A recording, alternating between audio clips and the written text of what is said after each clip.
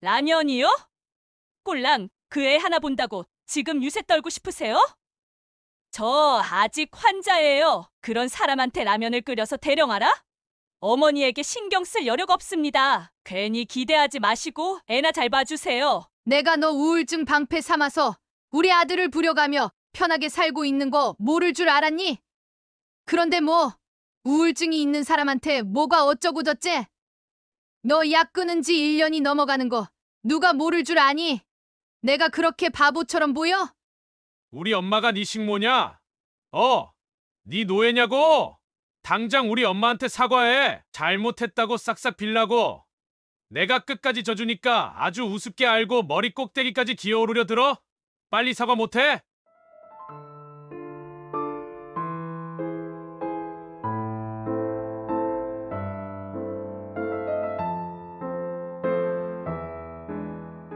사연을 듣고 난 후 각자의 의견을 댓글로 남겨주시기 바랍니다.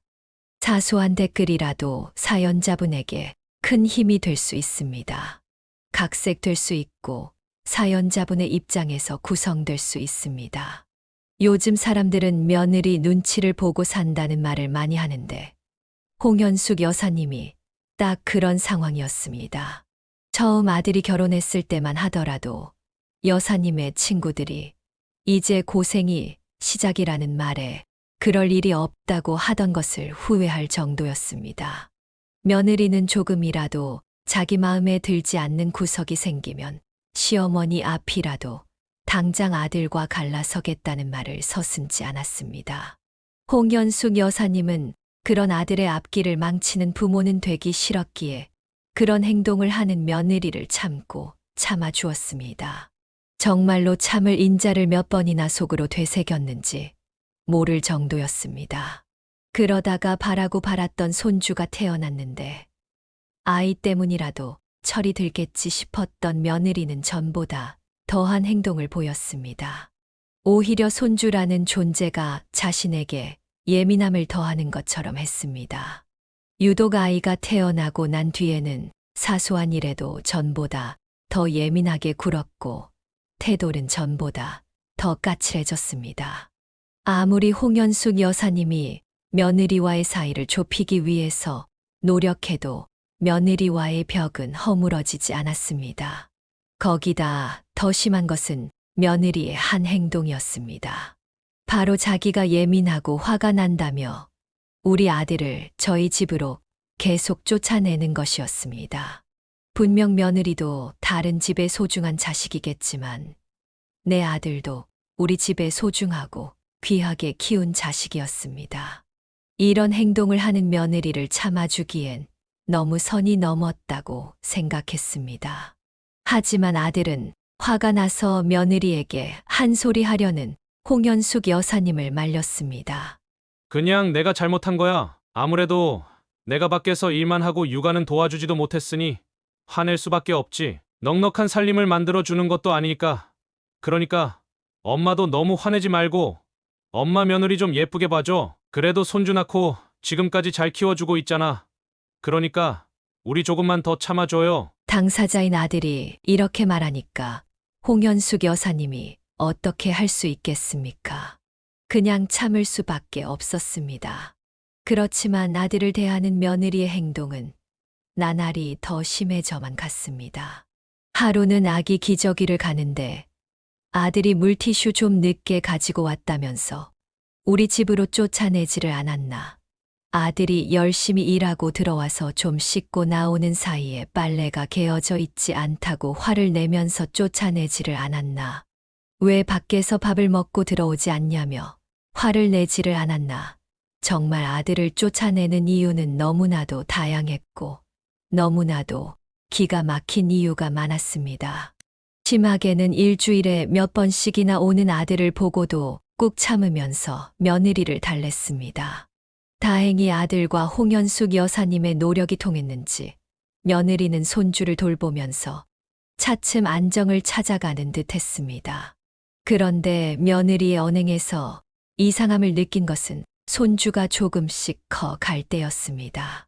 하루는 자리를 비운다는 며느리를 대신해 손주를 보러 아들 집으로 갔을 때였습니다. 손주에게 분유를 타고 있는데 탁자 위에 작은 쪽지가 보이는 것이었습니다. 마치 저 보란 듯이 말입니다. 홍현숙 여사님은 이게 뭔가 싶어서 쪽지를 떼서 살펴보았는데 아니, 이게 맞나 싶었습니다. 쪽지의 내용은 이랬습니다. 어머님, 제가 바빠서 집 청소를 못했으니 바닥 좀 닦아주시고요. 냉장고에 반찬 정리를 깔끔하게 못했으니 그것도 정리 좀 해주세요. 그리고 오늘은 저녁 8시 넘을 수도 있어서 남편 밥도 준비해주세요. 며느리가 남긴 쪽지에는 부탁이라는 단어나 요청이라는 단어는 눈을 씻고 찾아봐도 보이지 않았습니다. 그런 며느리가 남긴 쪽지를 보니 뒤통수가 얼얼했습니다. 이 애가 나를 자기 집에서 일하는 식모쯤으로 보는 건가 싶기도 했습니다. 그런 쪽지가 이날뿐만이 아니라 다른 날에도 계속 이어졌다는 겁니다. 그리고 만약 여사님이 며느리가 남긴 일을 하나라도 하지 않았거나 마무리가 허술하다 싶으면 살벌한 공기를 만들면서 홍현숙 여사님을 불편하게 했습니다. 여사님이 시어머니고 이 집안의 어른인데 오히려 하대를 하고 있는 것 같아 기분이 썩 좋지 않았습니다. 가장 거슬리는 것은 그냥 바라만 봐도 예쁜 손주, 그 손주를 보면서 조금씩이라도 단점이 보이면 대뜸 우리 아들을 탓하는 것이었습니다. 못난 구석은 전부 우리 아들 때문이라면서요. 한숨을 쉬면서 이야기를 했습니다.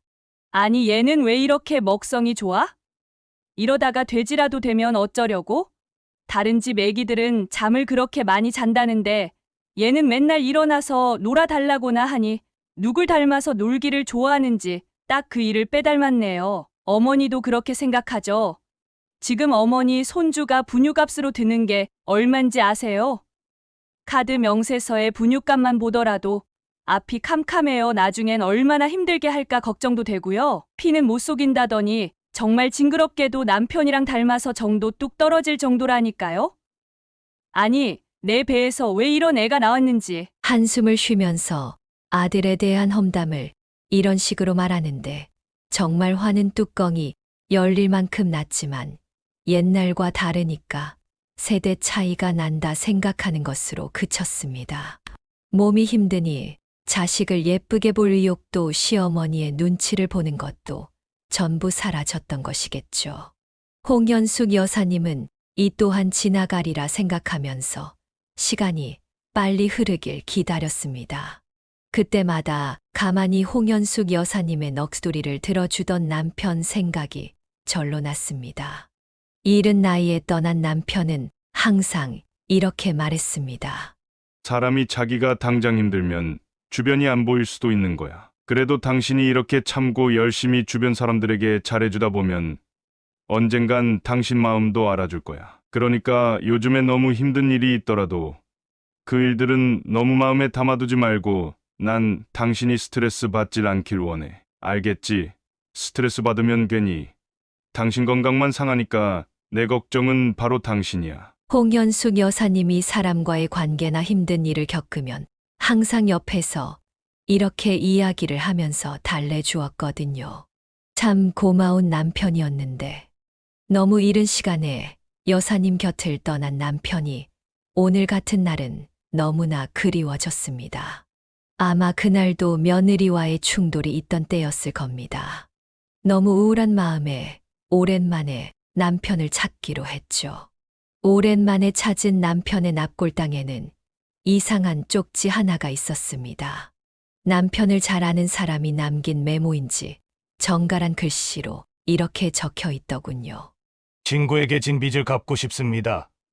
혹시라도 자족과 연락되시는 분은 꼭 아래에 있는 번호로 연락 주세요. 여기에 있는 사람은 정말 친한 친구였습니다. 가족 관계 되시는 분께는 꼭 좀 부탁드립니다. 남편 친구라면서 꼭 연락을 달라는 메모에는 어디서 느낄 수 없는 간절함이 느껴졌습니다. 그래서 홍현숙 여사님은 납골당을 나와서 쪽지에 적힌 번호로 곧장 연락을 했습니다. 수화음이 몇 번이나 들렸을까요? 수화기 건너편에서는 어떤 남자의 목소리가 들렸습니다. 여보세요. 말하는 남자의 목소리는 홍현숙 여사님의 기억 속에 있는 사람 중 하나였습니다.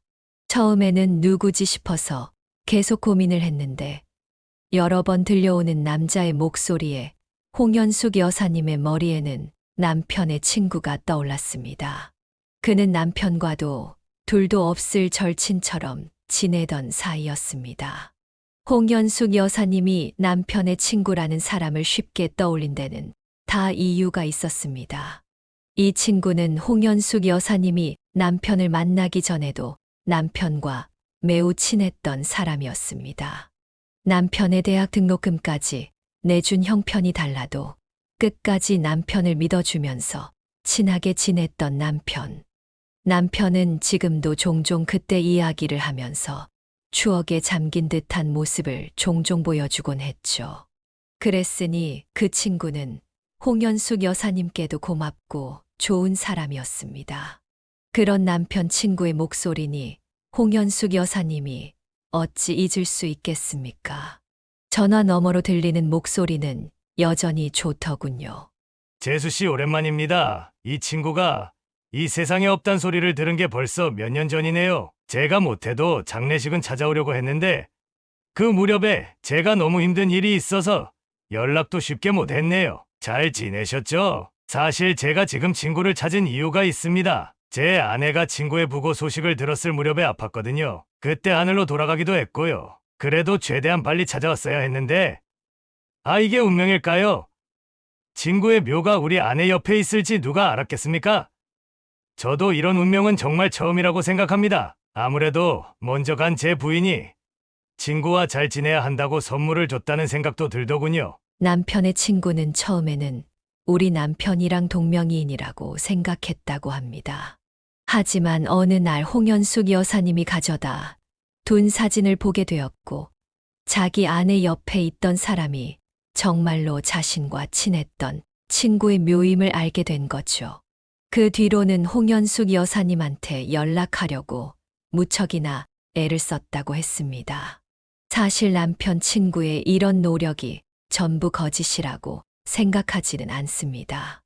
왜냐하면 그 친구는 사업을 하겠다고 해외로 나간 지 오래라 남편과는 드물게 연락만 나눴던 사이였거든요. 그런 사이였으니 홍현숙 여사님이야말로 남편을 찾아줘서 고맙다며 울면서 말을 했습니다. 세상에, 사실은 그때 저도 연락만 닿았다면 언제든지 연락을 하려고 했어요. 그런데 남편도 당신과 연락이 제대로 되지 않는 마당에 제가 뭐라고 연락을 할 수 있었겠어요. 그저 당신이 소식을 듣고 오기만을 바랄 뿐이었죠. 그리고 외국에 있는 사람을 남편이 뭐라고 지금 당장 들어와서 장례식에 오라고 하기도 그랬어요. 나중에 다시 한번 제대로 만나서 이야기 좀 나누시죠. 이후에도 남편의 친구와는 옛 이야기를 하면서 생각보다 오랜 시간 대화를 나누게 되었고 그는 이렇게 말하기도 했죠. 아마도 그때 불렀다 한들 재수씨 말처럼 시간 맞춰서 오기는 힘들었을 겁니다. 그때는 외국에서 자리 잡고 사업을 일으키던 시기라 힘들어서 눈에 들어오는 게 많지 않았거든요. 거기에 아내의 건강도 점점 나빠지곤 했으니 저도 사실 아내가 죽고 이 친구도 쉽게 연락이 되지 않아서 얼마나 섭섭하고 우울했는지 몰라요. 친구는 제가 사업으로 힘든 초기에 제게 돈을 빌려주기도 해서 꼭 갚고 싶었거든요. 그때는 몰랐지만 나중에 그게 축의금이라는 걸 들었을 때는 재수씨 볼 면목도 없더라고요. 그래서 지금이라도 그 돈에 대한 은혜를 꼭 갚고 싶어서 말이에요. 친구의 투자 덕에 제가 지금까지 성장할 수 있었습니다. 감사합니다. 홍현숙 여사님은 예전에 결혼하고 난 뒤에 정말 남편에게 화를 많이 냈던 그때가 떠올랐습니다. 분명 축의금이 많이 들어왔고 특히나 남편의 경우에는 평소 인덕이 많았기에 축의금이 적지 않게 모였다는 걸 분명 알고 있었기 때문입니다. 신혼 때 그 돈을 살림에 보태면 그럭저럭 편하게 살 수 있겠다고 생각했는데 남편은 축의금에 대해 입을 꾹 닫고 있어서 너무 답답했었습니다. 여기서 실마리를 찾게 되니 그동안 남편에게 화를 냈던 것이 미안하기도 하고 그때 조금은 사정을 물어볼 것을 하는 후회가 들기도 했습니다. 그렇게 한참 남편 생각에 젖어 허전한 마음을 품고 집으로 돌아왔습니다. 그런데 집으로 향한 무거운 발걸음과 달리 집에서는 커다란 소리가 들렸습니다. 현관 밖까지 아들과 며느리가 싸우는 소리가 들리는 것이었습니다. 당신이 제대로 따박따박 돈만 잘 벌어왔어도 내가 이런 말은 하지 않으려고 했는데 아무래도 해야겠어. 당신이 혼자서 벌어다 주는 그 돈, 내 마음에 절대 차지 않거든. 그 돈으로 어떻게 나랑 당신 자식이 잘 지낼 수 있다고 생각해? 돈이 너무 적으니 내가 밖에서 일할 생각이 나는 거 아니야. 아들의 월급이 오늘 문제의 핵심이었는지 투덜대는 며느리의 목소리에 홍현숙 여사님은 짜증이 치밀어 올랐습니다. 하지만 오늘은 아들도 단단히 마음을 먹었는지 그런 며느리에게 대꾸를 하면서 화를 내는 것이었습니다. 아니, 내가 돈을 그렇게 작게 벌어오는 건 아니잖아. 그래, 다른 집 남편보다는 내 벌이가 별로라고 느낄 수도 있겠지. 그런데 당신이 그런 말 하는 건 아니지 않아? 당신이 집에서 육아한다면서 모두 전담해서 하는 것도 아니잖아. 막말로 당신이 말한 대로 내가 돈을 다 벌어온다고 쳐. 그러면 육아 전부 당신 혼자서 감당할 거야? 우리 엄마 손 빌리지 않고? 그거 아니잖아. 내가 당신을 몰라? 그러니까 우리 더 큰 소리 나오기 전에 그만하자. 그만하자고. 아들이 이렇게 큰 소리로 화를 낸 것이 드물었기에 며느리도 조금은 놀란 듯 빠르게 대꾸하지 않았습니다. 하지만 이내 격해진 감정이 다 느껴지도록 악에 받쳐서 소리를 지르는데 그 목소리가 현관을 뚫고 나오는 것 같았습니다. 내가 당신이 이렇게 나오면 집에서 가만히 육아하면서 있을 것 같아? 그래, 그렇게 육아가 쉬워 보이면 당신이 알아서 하든가. 나는 자식이고 뭐고 모르겠으니까 당신 알아서 다 하라고. 그 다음에는 크게 우는 소리가 들렸습니다.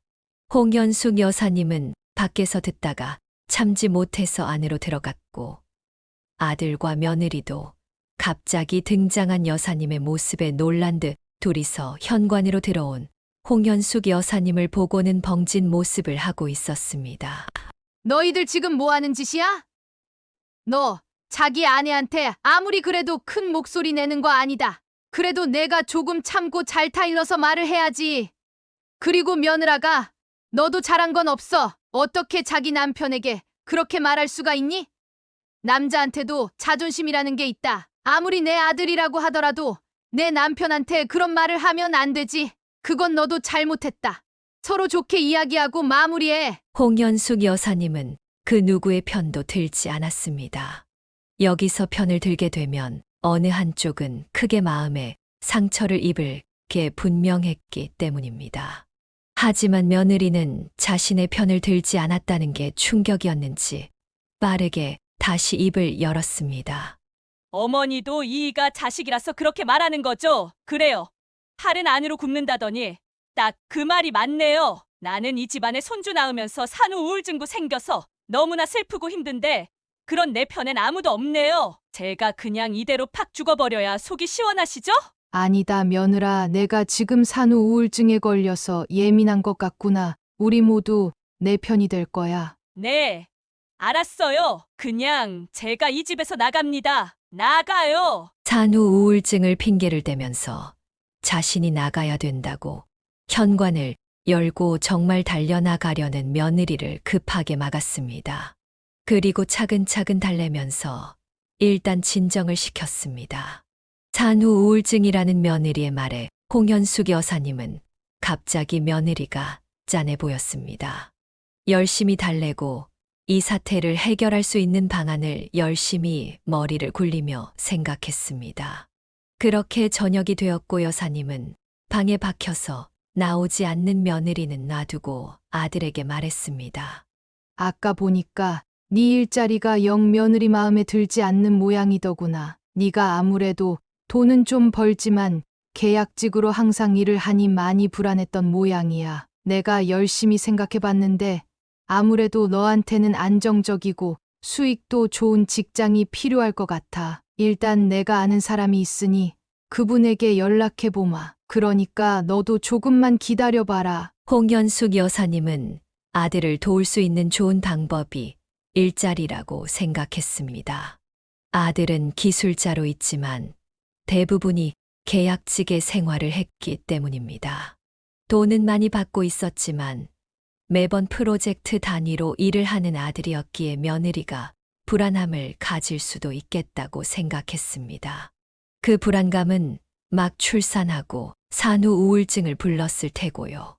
그래서 안정적으로 일할 자리를 마련해 주면 아마도 불같이 예민해진 며느리의 빨간 속을 달래줄 수 있을 것이라고 생각했습니다. 아들도 홍현숙 여사님의 말에 동의하는지 묵묵히 고개를 끄덕였습니다. 그래서 홍현숙 여사님은 면이 상하더라도 남편의 친구에게 연락하기로 했습니다. 도움을 받고 싶다면 언제든지 연락하라고 했거든요. 안녕하세요. 다름이 아니라 제가 아들의 일자리를 하나 찾고 싶어서요. 당신도 아시다시피 우리 아들은 전문직으로 일하고 있는데 워낙 이 바닥이 일을 안정적으로 할 수 없기도 해서 최근 집에서 트러블이 있던 모양이에요. 염치불구하고 아들이 일할 자리 하나 구하고 싶은데 괜찮을까요? 홍현숙 여사님의 목소리는 어느덧 간절함이 담겨 있었습니다. 남편의 친구도 이러한 심정을 느꼈는지 대답했습니다. 좋습니다. 재수 씨가 말하는데 당연히 도움을 드려야죠. 저희가 또 아드님이 하는 일이랑 비슷한 일들을 하고 있으니 다행이네요. 제가 좋은 자리 하나 마련해 보겠습니다. 그러니까 일단 아드님 이력서를 제가 드린 명함에 있는 메일로 보내달라고 해주세요. 너무 고마웠습니다. 홍현숙 여사님은 남편에게 받은 빚이 얼마인지는 몰라도 우리 아들에게 줄 월급이 만만치 않을 텐데 너무나 고마웠습니다. 여사님은 이런 소식을 아들에게 얼른 알렸습니다. 그래도 혹여 아들의 자존심이 다칠까 염려가 돼서 남몰래 조심스레 부탁한 사실은 쏙 빼고 전달했습니다. 아들은 정말 좋은 일자리를 알아봐줘서 너무 고맙다며 여사님의 손을 아래 위로 열심히 흔들면서 기뻐했습니다. 그리곤 며느리가 있는 방으로 들어가서 며느리에게도 이 소식을 전하는 듯 했습니다. 나 지금보다 더 안정적이고 연봉도 지금 2배로 올려주는 일자리 구했어. 이제 당신이 힘든 일은 절대 없을 거야. 그러니까 당신도 우울증 너무 힘들어하지 말고 언제든지 치료받으러 가. 앞으로는 당신이 하고 싶은 거 필요한 거 뭐든지 다 챙겨줄게. 신이 난 듯이 안에서 설명하는 아들의 모습에 참 많은 생각이 들었습니다. 그렇게 아들과 며느리의 불안은 잘 넘어가는 듯 했습니다. 여사님의 걱정과는 다르게 며느리는 다행히 점차 활력도 찾아갔고 평소에 의욕 없이 지내던 모습도 점점 사라지기 시작했습니다. 비록 며느리는 정신과 병원에 다니면서 약을 먹고 치료를 했지만 차츰 나아지는 모습이 보여서 정신과에 보내기를 잘했구나 하는 생각이 들었습니다. 그래도 홍현숙 여사님은 며느리의 상태가 걱정스러웠기에 아들에게 말했습니다.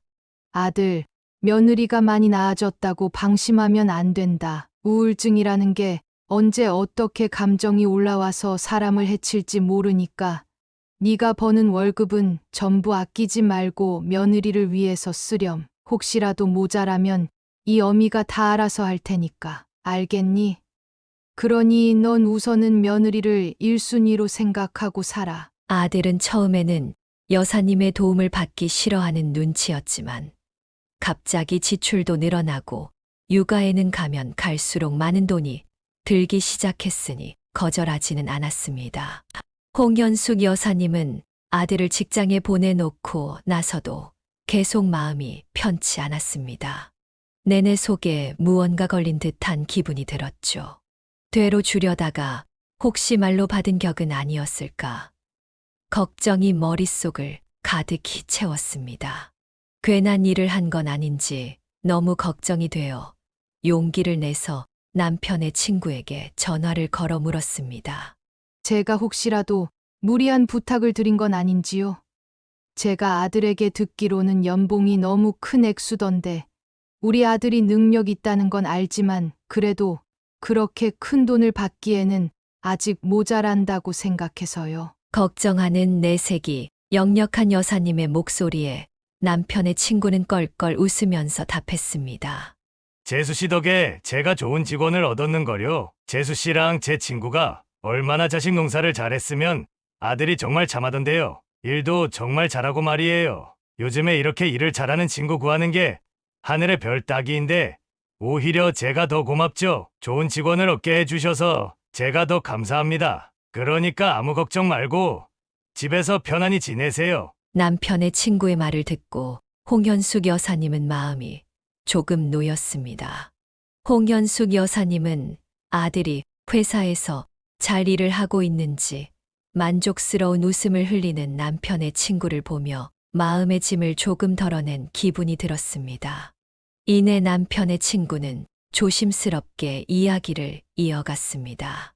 그런데 재수 씨, 사실 부탁이 있는데 지금 시간 좀 있으신가요? 예, 말씀하세요. 어떤 일이신가요? 갑자기 시간이 있냐고 물어보니 조금 걱정이 되어 초조하게 그의 말을 기다렸습니다. 그리고 남편의 친구 입에서 나온 말은 정말로 뜻밖의 일이었습니다. 사실 재수 씨가 제 친구 녀석을 만나기 전에 은행을 다니셨잖아요. 그때 회계 자격증도 따셨고요. 그래서 그 경력을 살려서 저희 회계팀에서 일을 하면 좋지 않을까 해서요. 아드님에게 들으니 손주가 이제 유치원에 다닌다면서요. 그러면 돈도 많이 들고 하니까 저도 도움이 되고 싶어서요. 제가 친구한테 빚진 것도 있는데 이렇게라도 갚아야죠. 정말로 뜻밖의 제안이라 잠시 어안이 벙벙했습니다. 아들 녀석은 이미 남편 친구에게 손주에 대한 이야기도 털어놓았는지 남편 친구는 손주가 유치원을 다닌다는 사실도 알고 있었습니다. 홍연숙 여사님은 남편이 남겨준 돈도 있고 해서 도움을 조금 주고 있었지만 그 일을 남편의 친구에게 이야기했을 줄은 몰랐습니다. 솔직한 심정으로는 바로 들어가서 일을 하고 싶었습니다. 조금이라도 살림에 보탬이 되고 싶기도 하고 노후를 위해서 조금 돈을 벌어두면 좋겠다고 생각했으니까요. 하지만 나이도 있고 이렇게 계속 도움을 받기에는 염치가 없다는 기분이 들어서 거절했습니다. 그런데 일주일 내내 끈질기게 연락이 와서 자꾸 회계팀에서 일을 해달라는 것이었습니다. 이쯤 되니 조금 의문이 들었습니다. 왜 나를 귀찮게 해서 본인이 얻을 수 있는 이득이 뭘까 싶기도 했습니다. 아직도 고민 중이십니까? 저도 근거 없는 말 하는 거 아닙니다. 제 친구가 그 증인이고요. 예전에 그 녀석이 제게 자랑하던 게 아직도 생각이 나거든요. 아무리 가족이라도 그렇게 쉽게 남한테 돈을 맡기거나 하는 애가 아닌데 결혼하자마자 전부 재수 씨가 관리한다는 말을 들었을 때는 정말 깜짝 놀랐다고요. 그 녀석 성격 잘 아시잖아요. 그러니까 제가 재수 씨에 대한 믿음이 쉽게 생기지 않겠습니까? 그리고 저 인맥으로 사람 쉽게 쓰고 하는 그런 사람 아닙니다. 저번에 제가 아드님 이력서도 정말 꼼꼼히 살펴보고 맞는 자리에 배치시켜 준 거예요. 그러니까 한번 믿어보시고 같이 일하시죠. 정말 단호한 태도로 말을 하는데 이쯤 되면 져줘야겠다는 생각이 들었습니다. 결국 홍연숙 여사님은 마음을 돌려서 한번 일해보자는 생각으로 출근했습니다. 열심히 벌어서 며느리의 병원비와 손주의 간식비 정도는 아들에게 보태고 싶기도 했으니까요. 홍연숙 여사님은 이 일을 일단 아들에게만 말하기로 했습니다. 산후 우울증을 겪는 며느리에게 여사님이 일을 다닌다는 말을 해서 생각할 거리를 하나 늘려주고 싶지 않았기 때문입니다. 그러나 그 다짐은 얼마 가지 않아 무너지고 말았습니다. 여사님이 일을 나가기 시작했으니 손주를 봐주는 시간은 주말 빼고는 힘들었습니다. 그리고 이제 손주도 유치원에 다니고 있으니 며느리도 조금은 편하게 손주를 볼 수 있을 것 같아서 그냥 놔두기로 했습니다. 하지만 며느리에게 모성애가 있나 싶을 정도로 충격적인 사건이 생겼습니다. 처음으로 평일에 월차를 쓰고 아들의 집에서 손주를 보기로 한 날이었습니다. 홍연숙 여사님은 손주를 위해 시간을 뺀 만큼 최선을 다해 아이를 볼 생각에 기쁜 마음으로 아들 집으로 갔습니다. 그런데 며느리는 손 하나 까딱하지 않고 손주를 여사님 혼자 보게 하는 것이었습니다. 여사님은 너무 당황스러웠습니다. 그래도 정도라는 게 있는 법인데 며느리는 내내 누워서 뒹굴기만 했습니다. 소파에 누워 TV를 보며 다리를 긁고 마치 백수 같은 행동을 하는 며느리의 모습에 어이가 없었습니다. 그래서 며느리에게 한 소리를 했지만 며느리는 들은 척도 하지 않고 계속하던 일을 했습니다. 아이는 울고 있었고 여사님은 정말 정신이 없었습니다. 밖에서 아들이 들어오는 소리가 들렸고 여사님은 아들의 인기척에 숨통이 트이는 듯 했습니다. 그러나 며느리의 행각은 그게 다가 아니었습니다. 아들이 들어오니 갑자기 물을 달라면서 물 하고 말하는 겁니다. 거기에 응해서 물을 떠서 가져다 주는 아들의 모습은 아무리 우울증으로 맘고생을 한다고 해도 더 이상 봐줄 수 없는 정도였습니다.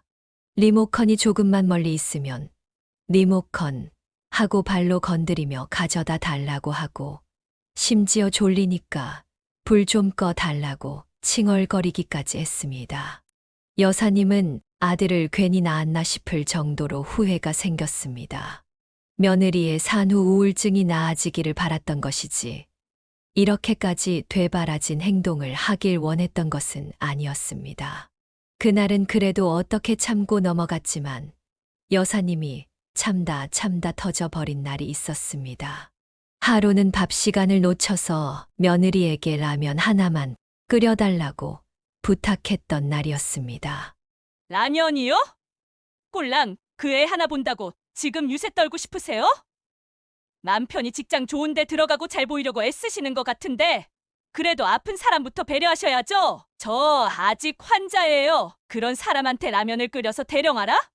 어머니에게 신경 쓸 여력 없습니다. 괜히 기대하지 마시고 애나 잘 봐주세요. 거드름을 피우면서 말하는 며느리의 태도에 여사님은 더는 참지 못하고 폭발하고 말았습니다. 여사님은 단전에서 있는 힘껏 끌어모아 소리를 질렀습니다.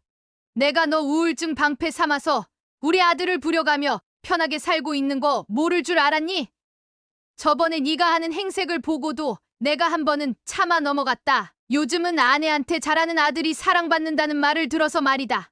그런데 뭐 우울증이 있는 사람한테 뭐가 어쩌고 저쩌? 너 약 끊은 지 1년이 넘어가는 거 누가 모를 줄 아니? 내가 그렇게 바보처럼 보여? 이렇게 자기 자식을 봐주고 있는 사람에게 고맙다고 인사는 못 할 망정 손 하나 까딱하기 싫다고 큰 소리를 쳐. 그때였습니다. 갑자기 아들이 들어와서는 며느리의 머리채를 잡았습니다. 여사님은 너무 놀랐습니다. 큰 소리는 되려 여사님이 하고 있었는데 아들이 며느리의 머리채를 잡고 나갔으니 말입니다. 여사님은 혹시나 아들이 사고라도 칠까 싶어서 얼른 따라갔습니다. 그런데 거기서 보던 아들의 모습은 평소와는 달랐습니다. 며느리의 말이라면 무조건 따르던 아들이 며느리의 머리채를 잡고 무릎을 꿇린 뒤 이렇게 말했습니다. 우리 엄마가 네 식모냐? 네 노예냐고? 당장 우리 엄마한테 사과해. 잘못했다고 싹싹 빌라고. 내가 끝까지 져주니까 아주 우습게 알고 머리 꼭대기까지 기어오르려 들어? 빨리 사과 못해? 그렇게 무서운 아들의 모습은 난생 처음이었습니다. 아들은 하염없이 사과하라는 말을 반복하면서 며느리의 무릎을 꿇게 만들었습니다. 여사님은 그런 아들의 모습에 놀라서 멍하니 있었습니다. 그런데 며느리는 아직도 정신을 못 차렸는지 환자 행세를 하면서 이 상황을 빠져나갈 생각만 했습니다. 내가 뭘 잘못했다고 그래? 당신도 당신 엄마랑 똑같아. 내가 산후 우울증으로 힘들어하는데 이렇게 대하면 좋아질 것 같아? 그리고 우리 애를 내가 잘 볼 수 있을 것 같냐고?